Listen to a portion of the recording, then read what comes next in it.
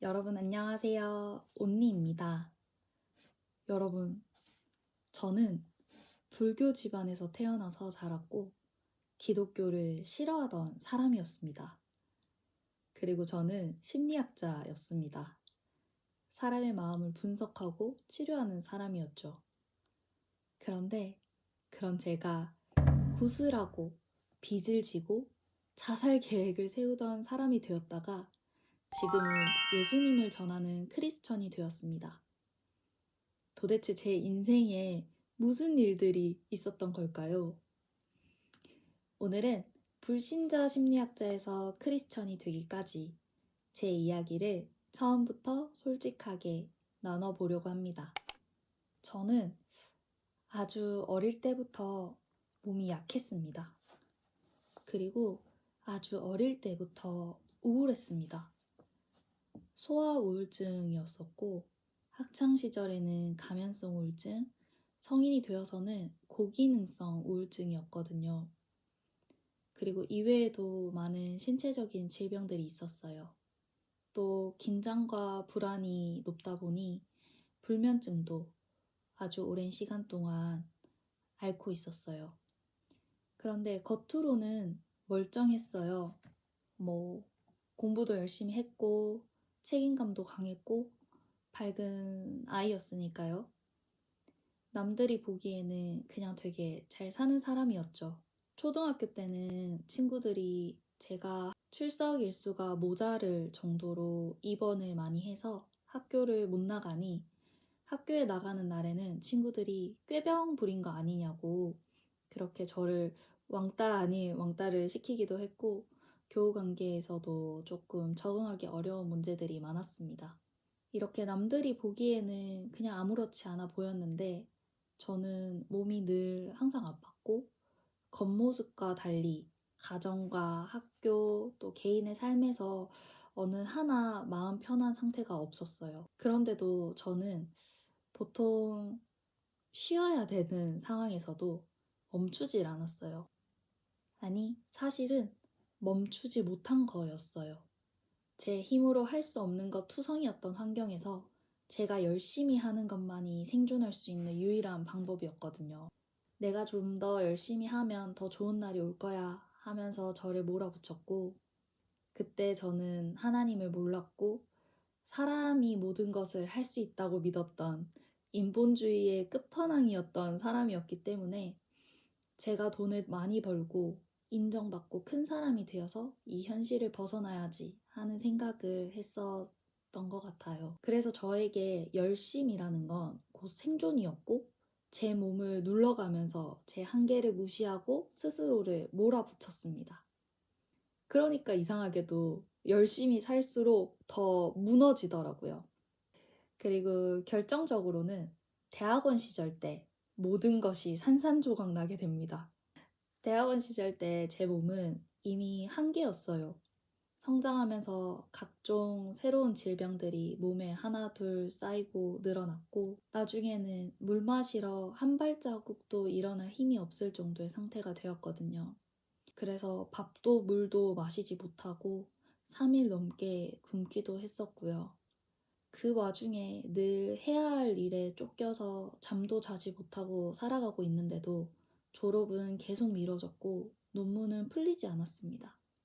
그리고 내가 평생 해야 하는 나의 사명이자 나의 일이라고 생각했던 상담은 하면 할수록 제가 제 힘으로 할 수 있는 게 없는 것만 같은 그런 무력감을 느끼게 되었어요. 그래서 진로에 대한 고민도 갑자기 들기 시작합니다.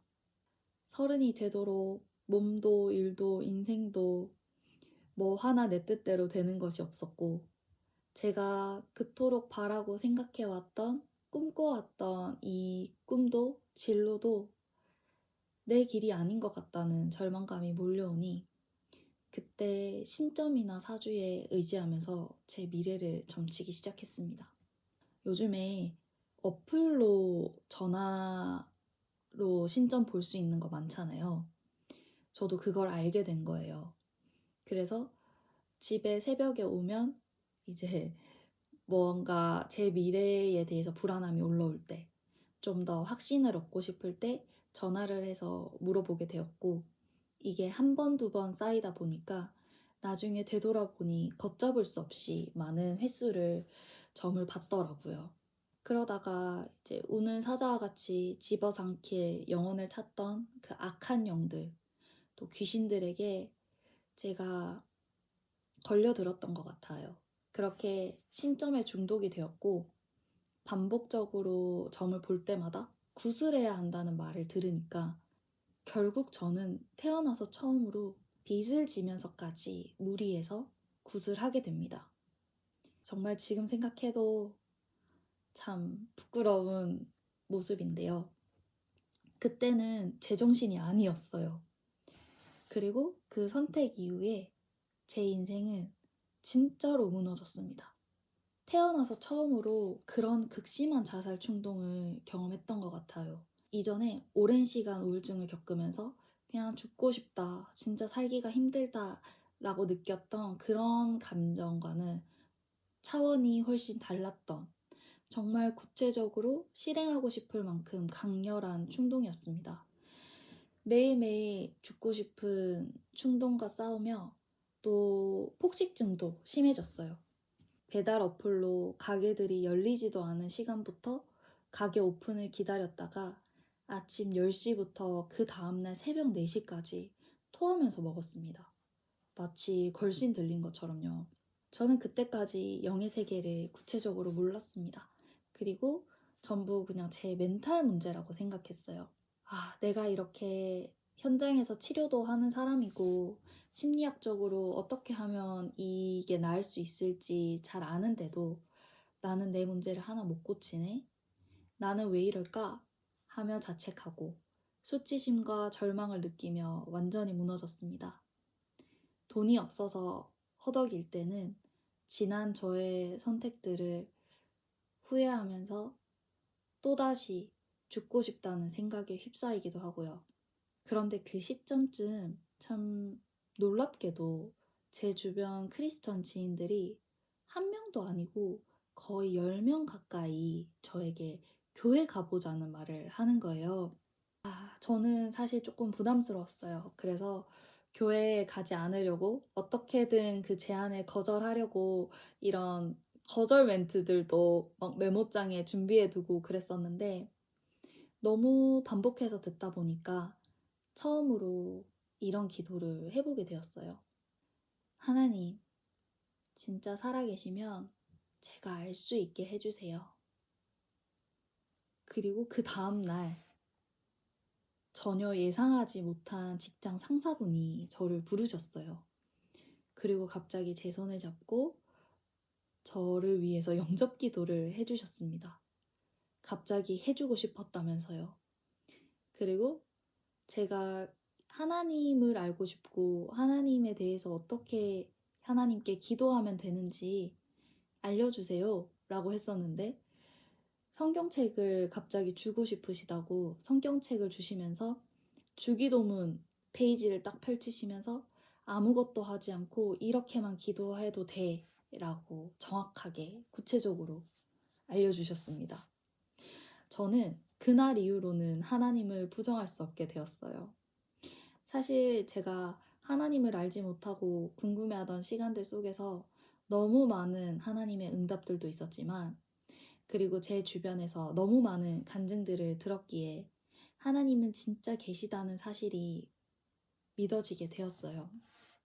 제가 이제 교회에 출석하고 신앙생활을 한 지도 벌써 꽤 몇 년이 흘렀는데요. 저는 이전과 완전히 다른 사람이 되어 있습니다.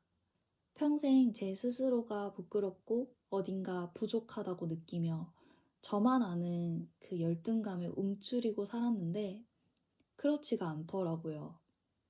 저는 고쳐야 할 존재도 아니고 결함 덩어리도 아니었어요. 저는 태초부터 하나님의 호흡으로 완전하게 지어진 존재였습니다. 하나님께서 저한테 항상 사랑을 듬뿍 담아 말씀해 주셨어요. 너는 하나님의 호흡으로 생명을 얻은 존귀한 존재야.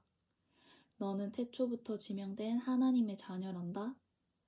너는 이미 완벽하게 창조된 내가 빚은 정말 사랑하는 사랑의 열매야 라고 그렇게 한없이 따뜻하게 말씀해 주시는 하나님의 사랑을 듬뿍 받으니 제가 평생 고치려고 했던 것들, 또 제가 평생 증명하려 했던 것들이 사실은 이미 하나님 안에서 온전하다는 걸 깨달았습니다. 그리고 제가 심리학을 전공하고 현장에서 치료를 하고 있는 사람인데도 불구하고 어떻게 하면 내 문제가 나을 수 있는지 그렇게 잘 아는데도 내 문제 하나 해결하지 못한다는 자책감에서도 자유해질 수 있었어요. 그 수많은 질병들이 신체적인, 심리적인 문제처럼 보였지만 사실은 영적인 영역에서부터 출발했던 연약함이었기 때문에 도저히 심리적인 접근만으로는 나을 수가 없었던 부분이었던 거죠. 그래서 지금 제 현실은 어떻냐고요? 저는 30 중반, 백수고요. 통장 잔고는 0원입니다. 사실은 마이너스예요. 그럼에도 제 이야기를 지금 이 순간 세상에 전하고 싶은 건 세상의 상황이 아니라 하나님의 자녀이기에 모든 것이 완전하고 또 이 세상을 어떤 상황 속에서도 기쁘고 감사하게 살아갈 수 있음을 말하고 싶었기 때문이에요. 또 건강한 삶이라는 게 곧 하나님께서 창조하신 나의 모습을 회복하는 것에 있다는 것도 말하고 싶었어요. 앞으로 이 채널에서 심리학과 신학을 나누며 영육혼의 온전함에 대해서 이야기해보고 싶습니다. 그리고 하나님께서 창조하신 모습대로 그 창조의 리듬에 따라 하나님 안에서 온전하게 살아가는 일상을 나눠보고 싶습니다. 지금까지 제 이야기를 들어주셔서 정말 감사합니다. 그럼 다음 시간에 또 다른 이야기들로 한번 들고 와볼게요. 그럼 지금까지 온니였습니다. 안녕!